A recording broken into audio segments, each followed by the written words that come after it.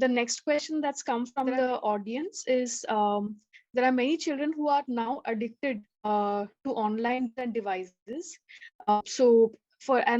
People have shared anecdotes where children spend a lot of their time making reels on Instagram, and sometimes if they've planned a photo shoot with their friends, they will not even come to the class because that is more important to them.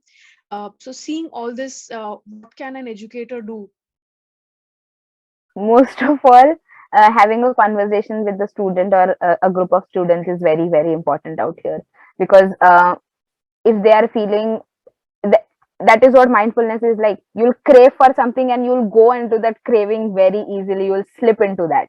But that urge surfing should happen. And that how do we get into practicing that with students? So one is that your phone is constantly on ringing.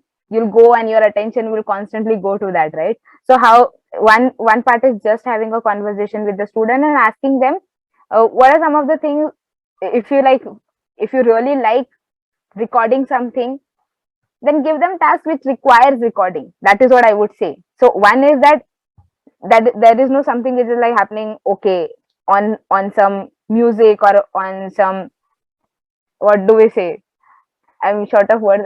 I'm not from the generation, it feels like. One from some of the famous songs which are happening, but we give some tasks which are related to education, where the interest also lies and the education also happens side by side. That is one way which I can think of right now. And at the same time, just having a conversation is a plus point to whatever which is going wrong into the classroom. Just having a conversation helps, I guess. Once they start coming to the classroom, they are students. You can channelize them however you want, but getting them into the classroom is the first step, I would say. And just doing that expectation meeting with them is very, very important, and that has tried in my some of my classrooms, at least in where I used to go for like last year. Yeah, even making trying to analyze with them what is happening to them while they are using these devices. Are they aware of it, and are they okay to be controlled by the device? Because see, I think one thing that all children don't want to do is to be controlled by others. So we talk to them about, okay, I don't want to stop you, I don't want to control you, but do you know that you are being controlled by the device, and through the device you're being controlled by so many other forces, and your mind is being manipulated, and you're being made to feel things that maybe you are not. So when we talk about these things very openly and we have a discussion on them, I think there is realization, and then they have self-decided goals, that they say that, okay, I want to look at the phone. So I said, okay, then you decide at what intervals you would like to look, so that between that, at least you're not totally under the control of those devices. So, and when they do it by themselves, then they stick to it, because then it is their decision. When we decide for them, then they will not stick to those earmarks or those limits. But when they decide for themselves, that is when I think they are healing, basically. So, Meenakshi, just to illustrate that point, do you want to share that BD anecdote which you shared earlier in another school? The BD. BD drinking. Okay. So, okay, that addiction is different, and this addiction is different. So actually, we talk about addiction to devices in the same space as addiction to alcohol and addiction to smoking, to drugs. So, I mean, that is the kind of talk that I have with the children. And this incident was what Nirmal is talking about, was an incident where we had two children who came. They were from a disturbed family, and they went home for a vacation. And when they came, some kids caught them smoking BDs. And so then somehow this language, it traveled amongst them, and then finally it came to us.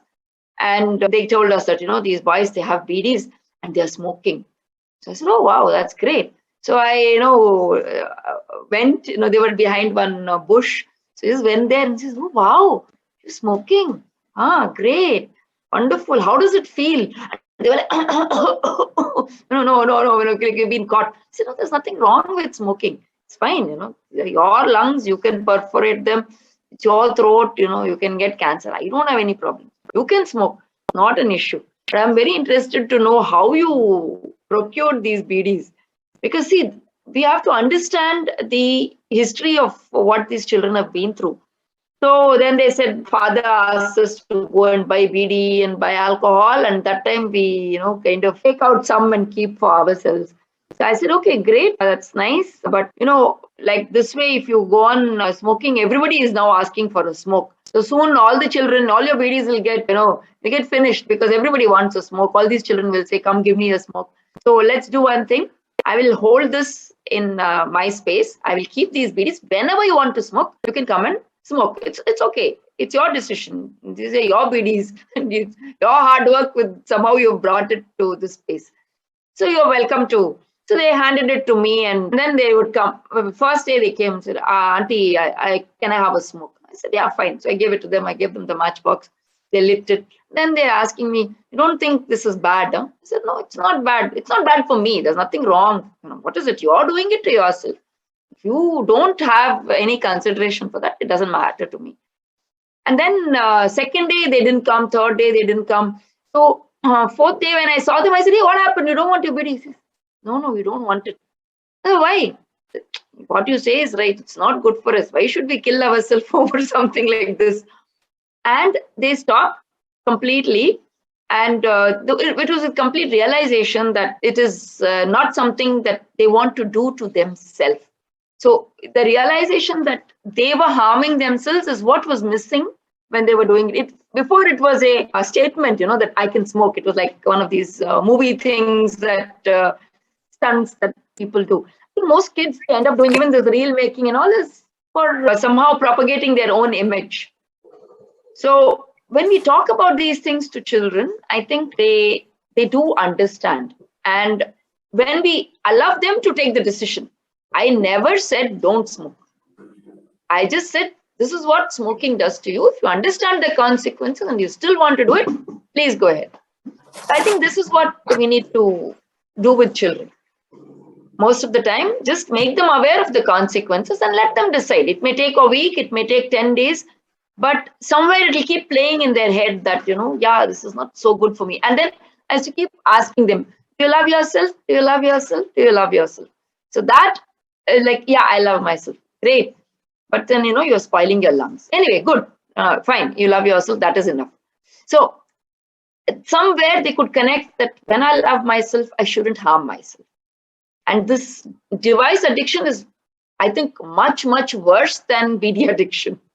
So when we talk to them, we just make them aware of the consequences. And that really helps for them to bring in discipline into their lives, because that is the important thing. External control does not help. Sooner or later, it's going to collapse. So it's only internal control.